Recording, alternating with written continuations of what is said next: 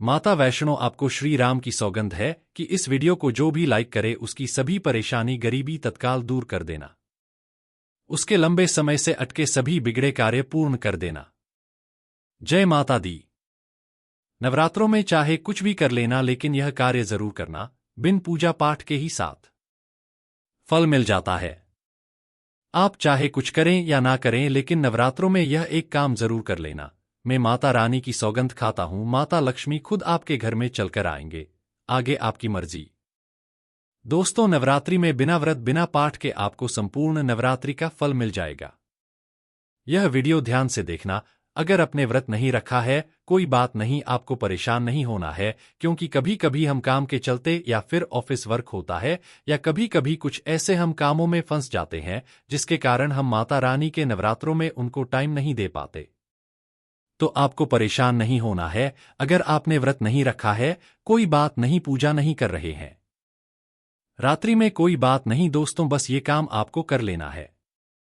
नवरात्रि में जितने भी लोग पूजा पाठ करते हैं उसे भी आपको अधिक बढ़कर के फल प्राप्त होगा।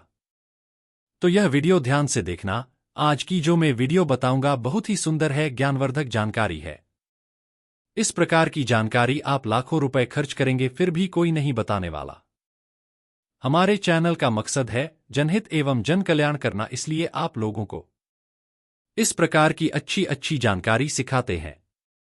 तो आइए इस वीडियो में जानते हैं, नवरात्रि में ऐसा कौन सा कार्य करने से बिना व्रत बिना पूजा या फिर बिना कन्या भोजन के सारे फल की प्राप्ति हो जाती है। मैं प्रमाणिक जानकारी बताऊंगा, जो जानकारी बताऊंगा शास्त्रों के अनुसार लिखी हुई जानकारी बताऊंगा। और अगर आप भी माता रानी के सच्चे भक्त हैं, माता रानी को मानते हैं, माता रानी के प्रति आपकी आस्था है, माता रानी के प्रति आपका विश्वास है, तो आप कमेंट बॉक्स में जय माता दी जरूर लिखना। इस वीडियो को लाइक कर चैनल को सब्सक्राइब जरूर करना। और हाँ, कमेंट बॉक्स में अपनी राशि भी डाल दीजिएगा।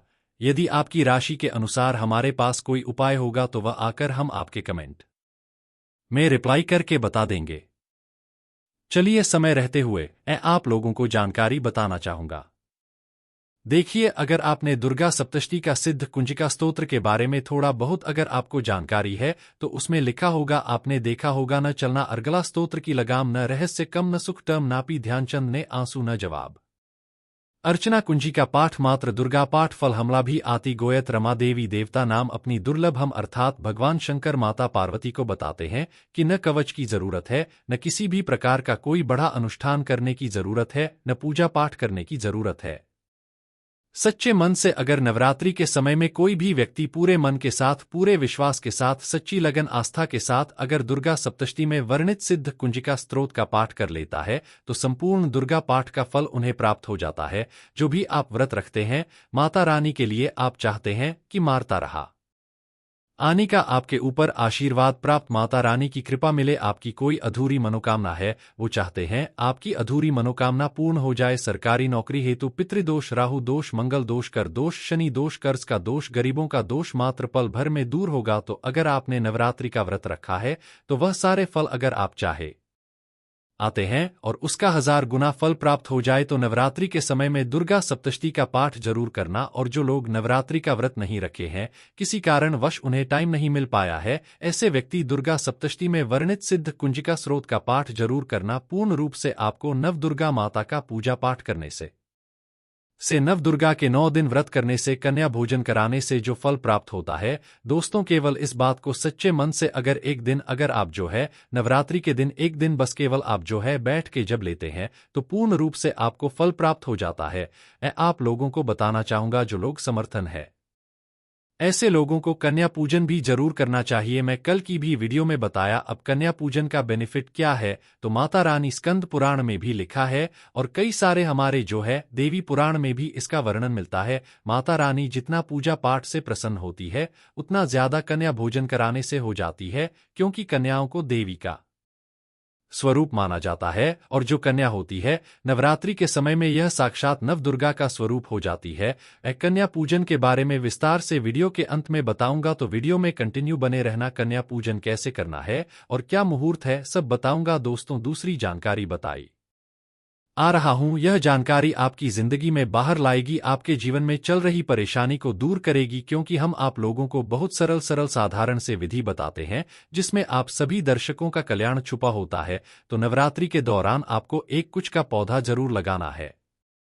मैं इसका फायदा भी बताऊंगा कौन कौन से कुछ लगाने चाहिए। हमारे धर्मशास्त्रों के अनुसार कहा गया है दोस्तों, अगर कोई व्यक्ति मंदिर के किनारे में मदार का पौधा लगा दें, ध्यान से सुनिए, जो सफेद कलर का मदार का पौधा होता है किसी भी मंदिर के किनारे में लगा देते हैं, यह पोस्ट को वहां पर उपस्थित जो देवी देवता है, मंदिर में जो रहने वाले जो भी देवता है, जैसे शिव मंदिर है, शिव मंदिर में मदार का पौधा लगाते हैं, तो इसका एक पोस्ट अगर कोई भी व्यक्ति रख कर के चढ़ा दें शिव मंदिर में जाकर के, तो आपको एक स्वर्ण दान के बराबर पुण्य की प्राप्ति होती है। तो मदार का पौधा लगाने से इसमें जो फूल खिलेंगे वह जाकर के देवी देवताओं को चढ़ाए जाएंगे, तो उसका आपको जो है पुण्य की प्राप्ति होगी। जो व्यक्ति चढ़ा रहा है उसको आधा फल मिलेगा और आधा फल आपको प्राप्त होना शुरू हो जाएगा। तो मदार का पौधा अगर कोई भी व्यक्ति नवरात्रि के समय में किसी भी शिव मंदिर है, माता रानी का मंदिर है, उनके समीप में जाकर के लगाता है तो अक्षय पुण्य की प्राप्ति होती है। ना इसमें आपको व्रत करना है, न पूजा पाठ करने की जरूरत है, बस आप जो है कोई भी फूलों का पौधा लगा सकते हैं। इस श्रेणी में आते हैं जैसे मदार का पौधा, सदाबहार का पौधा। सदाबहार हमेशा हरियाली रहता है और यह हमेशा फूलते हैं। ऐसे खून का आपको चयन करना है जो हमेशा खोलते रहे, जिसमें फल फूल आते रहे। तीसरे नंबर पर आता है कनेर का पौधा। जो कनेर का पौधा है यह देवी माँ का श्रृंगार कहा गया है। कनेर के पौधे से अगर कोई भी व्यक्ति कनेर का पौधा सफेद कलर का अगर कनेर है तो फिर इसे अति उत्तम माना जाता है। कनेर के पौधे को पार्वती का स्वरूप कहा गया है। धर्मशास्त्रों में तो कनेर का पौधा चढ़ाने से माता रानी बहुत प्रसन्न होती है और गोदान के बराबर हमें फल की प्राप्ति होती है। आप चाहते हो तो गुड़हल का पौधा लगा सकते हैं दोस्तों। मंदिर के किनारे में, देवी मंदिर के किनारे में अगर कोई भी व्यक्ति गुड़हल का फूल का पौधा लगता है तो हमारे धर्मशास्त्रों में ऐसा कहा गया है, गुड़हल के वृक्ष पर साक्षात मां जगदम्बा का वास होता है। जी हां, यह मैं कोई हवा में हवाई बात नहीं कर रहा हूं, प्रमाणित बात कर रहा हूं। धर्मशास्त्रों में भी लिखा है माता रानी को 56 भोग लगाएं या ना लगाएं, कोई श्रृंगार का सामान चढ़ाएं या न चढ़ाएं, इससे कोई फर्क नहीं पड़ता, जाता है प्राप्त हो जाता है दोस्तों। इसीलिए कहा जाता है कि कन्याओं को सताना नहीं चाहिए, इससे समस्त ब्रह्मांड हिल जाता है। कन्याओं की जितनी सेवा की जाए कम ही होती है। कन्याएं कोई मामूली नहीं होती, कन्या के रूप में स्वयं उनके मस्तक पर विराजमान होकर स्वयं देवी चलकर आपके घर तक आती है। नवरात्रि में 2 साल से लेकर 10 साल तक की कन्या का पूजन होना चाहिए। अष्टमी अथवा नवमी को कन्याओं के पैर धोकर भोजन कराना, उपहार आदि देना श्रेष्ठ माना जाता है, दुर्लभ माना जाता है। ऐसा मौका कभी हाथों से नहीं जाने देना चाहिए। इस दिन जितना ज्यादा हो सके कन्याओं को हाथ पकड़कर, पैर पकड़कर अपने घर तक लेकर आए। दोस्तों, वीडियो में आगे बढ़ने से पहले आप अपनी राशि भी कमेंट बॉक्स में जरूर दीजिएगा। यदि हमारे पास कोई उपाय होगा तो वहां आकर हम आपके कमेंट का रिप्लाई में बता देंगे। कोई भी राशि के अनुसार अगर उपाय करता है तो माता वैष्णो बड़ी प्रसन्न होती है और ऐश्वर्य धन प्रदान करती है, मालामाल बना देती है। इसीलिए राशि कमेंट में जरूर छोड़े और हाँ, माता को एक लाइक जरूर करें। लाइक करने में कंजूसी न करें दोस्तों। कैसे करें कन्याओं का स्वागत? कन्या जब आपके घर आए तब सभी के पैरों को दूध और पानी से उनके पैरों को दिलाना चाहिए। खासकर मर्दों को कन्याओं के पर आवश्यक धोने चाहिए, इससे मैया वैष्णो प्रसन्न होती है दोस्तों। उसके बाद कन्याओं को किसी साफ जगह पर जमीन पर कपड़ा बिछाकर बैठाना चाहिए, उनके माथे पर अक्षत, फूल और कुमकुम लगाना चाहिए। फिर उसके बाद भोजन ग्रहण करवाना चाहिए, लेकिन हमेशा याद रहे कन्याओं की थाली में 3 पूरियां कभी ना रखें, इसे शुभ नहीं घोर अशुभ माना जाता है। 3 पूरियां तथा 3 रोटियां मरने वाले व्यक्ति के लिए निकाली जाती है और जेल में कैदियों के लिए दी जाती है। ऐसे में कन्याओं को उनकी थाली में 3 पूरी कभी न दें, 1-2 करके पूरियां दे सकते हैं, इससे 3 संख्या बढ़ जाती है और दोष भी नहीं लगता दोस्तों। कन्याओं को खाना खिलाने के बाद अंतिम में कन्याओं के सर पर लाल चुनरी उड़ाना चाहिए और भोजन में आपको खीर, पूड़ी, हलवा, चना तथा आलू की सब्जी, छोले वगैरह की सब्जी खिलानी चाहिए। पनीर आदि भी खिलाया जा सकता है। वैसे माता रानी का प्रिय भोजन खीर, हलवा, पूड़ी और छोले आदि ही है, लेकिन भूल से भी लहसुन और प्याज का इस्तेमाल कभी ना करें, अन्यथा अनर्थ हो जाएगा। अक्सर कई लोग कन्याओं को कुरकुरे का पैकेट, चिप्स वगैरह का पैकेट खेलते हैं, जो कि घोर अनर्थ माना जाता है, क्योंकि इसमें लहसुन प्याज का इस्तेमाल होता है, जिसके कारण आपका प्रखंड हो सकता है। माँ दुर्गा क्रोधित हो सकती है। जहां आपने 9 दिनों तक लहसुन प्याज का परहेज किया, लेकिन आपकी एक गलती पूरे व्रत को खंडित कर सकती है। इतना भी नादान नहीं बनना चाहिए कि माता रानी रुष्ट हो जाए और कन्याओं को भी अशुद्ध होना पड़े। कन्याओं को डब्बा बंद कोई भी ऐसी चीज न खिलाएं जिसमें लहसुन प्याज होता है। कई चीज तो ऐसी होती है मार्केट में जिसके अंदर लहसुन प्याज का इस्तेमाल होता है। ऐसा आप कभी मत करना दोस्तों। कई लोग कन्या पूजन में खाना घर पर नहीं बनाते और मार्केट से रेडीमेड लाकर ही खेलते हैं तथा दही जलेबी खिलाते हैं, जो कि शुभ नहीं माना जाता है। दोस्तों, ऐसा खाना खिलाते हैं जिनके घर में मान लीजिए कोई दुर्घटना आदि हो गई है या घर में कोई बीमार है, कोई मुसीबत है, तब वह ऐसा करते हैं। लेकिन अगर आप स्वस्थ हैं, आपको कोई पीड़ा नहीं है, तो ऐसा भूलकर भी नहीं करना चाहिए। माता रानी दही जलेबी नहीं, आपके हाथों का बना भोजन खाना चाहती है, आपका प्यार चाहती है। फिर चाहे आप घर में एक ही पूरी क्यों ना बनाए माता के लिए, पर आप स्वयं ही अपने हाथों से माता रानी को भोजन खिलाएं। देखिए, भले ही आप दही जलेबी खिला सकते हैं, परंतु माता को घर का बना हुआ शुद्ध भोजन ही अति प्रिय है। खासकर नवरात्रों के दौरान घर में पका खाना अवश्य बनाना चाहिए। माता रानी बहुत प्रसन्न होती है। घर का बना पका खाना ही कन्याओं को खिलाना चाहिए। हमेशा याद रखें, कन्याओं को प्लास्टिक के बने दोने में खाना नहीं खिलाना चाहिए। ऐसे बर्तन पूजा पाठ के लिए शुभ नहीं अशुभ होते हैं, क्योंकि प्लास्टिक के ज्यादातर बटन जो होते हैं जानवरों की हड्डियों द्वारा बनाए जाते हैं। इसीलिए ऐसा पाप मत करना। कन्याओं को हमेशा स्टील के बर्तन या पत्तों से बने बर्तनों में ही भोजन कराना चाहिए। बहुत ही शुभ माना गया है। अगर पेड़ के पत्ते में भोजन कराते हैं तो माता अभय वरदान प्रदान करती है। दोस्तों, एक और बात हम आपको बताने वाले हैं कि यदि नवरात्रों के समाप्त होने के बाद यदि बीच में कन्या पूजन में शुक्रवार का दिन पर जाए तो कन्याओं को कोई भी खट्टी चीज नहीं खिलाना चाहिए, क्योंकि शुक्रवार का दिन माता संतोषी को समर्पित होता है और माता संतोषी नवरात्रों के दिनों में सक्रिय अवस्था में होती है, यानी वो भी 9 देवियों के साथ में आपके घर में आ दी है। इसीलिए कन्याओं को भूलकर भी शुक्रवार का दिन अगर पर जाए तो खट्टी चीज घर में नहीं बनाना चाहिए और कन्याओं को भी खट्टी चीज नहीं खिलाना चाहिए। घोर पाप लगेगा, आपका किया कराया सब बर्बाद हो सकता है। खट्टी चीजों से माता संतोषी रुष्ट हो सकती है, चिढ़ सकती है, आपको श्राप दे सकती है। इसीलिए नादान न बने दोस्तों। भोजन कराने के बाद कन्याओं की थाली में एक लौंग जरूर रखना चाहिए, क्योंकि लौंग देवी शक्ति तथा दुर्गा माँ को बहुत प्रिय है। लौंग माता शक्ति का प्रतीक होती है।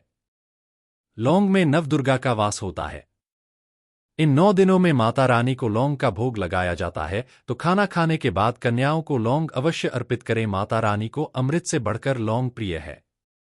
इसीलिए कन्याओं को थाली में चुपचाप एक लौंग जरूर रख दें। आपका भाग्य चमक जाएगा। माता लक्ष्मी आपके जीवन में धन की कोई भी कमी नहीं होने देंगे। दोस्तों, आपको बता दें कन्याओं को उपहार में क्या दें। कन्याओं को खुश करने के लिए उनकी थाली में दक्षिणा डालें, ताकि आपके घर में संपन्नता बनी रहे तथा धन की कोई भी कमी ना हो। कन्या जब आपके घर से खुशी खुशी धन लेकर जाती है, तो वह भी आपको खुशी खुशी कई गुना आपको धन प्रदान करती है। इस समय कंजूसी मत करना, खुशी खुशी कन्याओं को धन अवश्य देना। कन्याओं को कोई सुंदर गिफ्ट दे सकते हैं। शास्त्रों में बताया जाता है कि कन्या जितना खुश होती है, माता रानी उतना ही जल्द फल की प्राप्ति प्रदान करती है। ऐसे में आप कन्याओं को चॉकलेट बॉक्स दे सकते हैं तथा खूबसूरत कपड़े दे सकते हैं। याद रहे, काले कपड़े न दें और स्टील के बर्तन भी गिफ्ट के तौर पर दे सकते हैं। याद रहे कि कन्याओं को लोहे का कोई भी सामान नहीं देना चाहिए, नहीं तो राहु केतु का प्रभाव आपके जीवन में प्रवेश कर जाएगा। राहुकाल तथा राहु दोष आपको लग जाएगा, आप बर्बाद भी हो सकते हैं।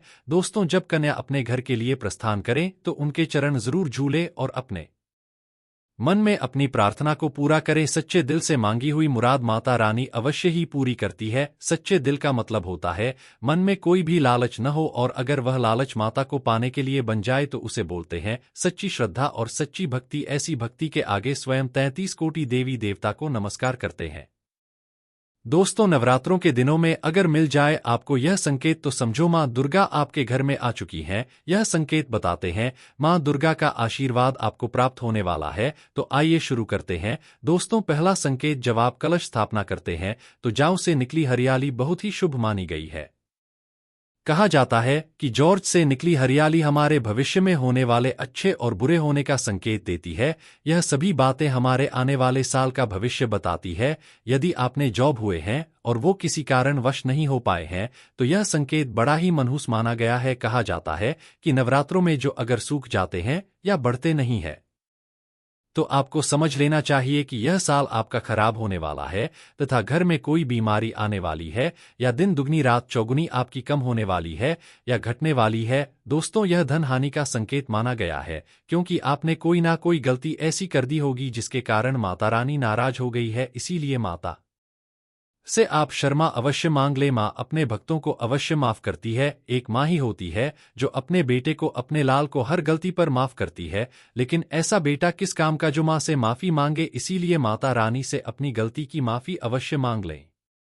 मैया वैष्णो अपने भक्तों को कभी निराश ही नहीं करती बल्कि उन्हें धन धान्य से और खुशियों से परिपूर्ण बना देती है। और दोस्तों, यदि जो हरे भरे हो जाते हैं तो यह शुभ संकेत होता है। इससे आने वाले समय में आपको बहुत ज्यादा ही धन लाभ होगा। माना जाता है कि 1 रुपए का सिक्का या चांदी का कोई भी सिक्का जॉब के बीचों बीच में अगर मिट्टी में दबा दिया जाए तो घर में सुख समृद्धि आती है। माता लक्ष्मी दौड़ी दौड़ी चली आती है। जो के अंदर हमेशा 1 रुपए का सिक्का अवश्य डालना चाहिए, जो को खाली नहीं रखना चाहिए, उसमें धन वगैरह अवश्य डालना चाहिए। इससे माता का आशीर्वाद सदैव परिवार पर बना रहता है और जीवन में कोई भी संकट नहीं। खाली मतलब धन भी खाली, खुशियां भी खाली ही मिलेंगे। दोस्तों, नंबर 2, यदि आपकी नींद नवरात्रों के दौरान सुबह 4 बजे के आसपास खुलती है तो इसे बड़ा ही शुभ संकेत माना जाता है क्योंकि यह समय ब्रह्मा मुहूर्त कहलाता है। इस समय देवी शक्ति अपने सच्चे भक्तों को ही जाती है। इस समय थाना मतलब माता की कृपा प्राप्त करने के बराबर माना गया है। यह संकेत बताते हैं कि माता की सच्ची भक्ति का प्रभाव आपके ऊपर हो चुका है और माता आपको जल्दी ही कोई खुशखबरी देने वाली है। आपकी सच्ची भक्ति से बहुत खुश है। दोस्तों, नंबर 3, यदि नवरात्रि में आपका मन प्रसन्न होने लगे, पूजा पाठ में आपका मन लगने लगे, पूजा करते समय मन का शांत होना, यह दर्शाता है कि आपको बहुत जल्द मां की कृपा प्राप्त होने वाली है। माता रानी आपकी भक्ति से बहुत खुश है। आपकी भक्ति माता रानी को आनंद दे रही है। ऐसे व्यक्ति को समझ जाना चाहिए कि उसके जीवन में आप अच्छा समय आने वाला है। दोस्तों, नंबर 4, नवरात्रों के दौरान अगर मां के गले से फूल गिर जाए तथा जौ के हरे भरे पत्ते अगर बेन हवा के हिल जाए तो इसे अति उत्तम माना गया है। यह संकेत बताता है कि माता रानी का आगमन आपके घर में अस्थायी रूप से हो चुका है। आपको माता लक्ष्मी की कृपा प्राप्त होने वाली है। यह संकेत कुछ खास लोगों को ही दिखाई देते हैं। माना जाता है कि पूजा करते समय अगर धुना अधिक बढ़ जाए तो इससे यह पता चलता है कि आपके घर से गरीबी हमेशा हमेशा के लिए जाने वाली है। भूत प्रेत आत्माएं अब आपके घर से हमेशा के लिए जाने वाले हैं। पूजा करते समय धुएं का अधिक होना बहुत ही शुभ और मंगलकारी माना गया है। यह संकेत भविष्य में अच्छे परिणाम को दर्शाते हैं। दोस्तों, नंबर 5, द्वार पर गाय का आना। वेदों में बताया जाता है कि नवरात्रि के दौरान गाय माता का घर में आना बड़ा ही शुभ संकेत माना गया है। नवरात्रि में द्वार पर गाय का आना अत्यंत शुभ है। यदि आपके भी द्वार पर गाय आती है तो गाय के माथे पर कुमकुम लगाना ना भूलें तथा गाय को रोटी जरूर खिलाएं। इससे मां दुर्गा अत्यंत प्रसन्न होंगे और आपकी झोली खुशियों से भर देंगे। द्वार पर गाय का बार बार आना भी जीवन में आने वाले अच्छे संकेतों की ओर इशारा करता है। दोस्तों, नंबर 6, सपने में शेर का दिखाई देना। अगर आपके सपनों में मां दुर्गा दिखाई देती है अर्थात कोई भी देवी अगर आपके सपनों में दिखाई देती है तो बड़ा ही शुभ माना गया है।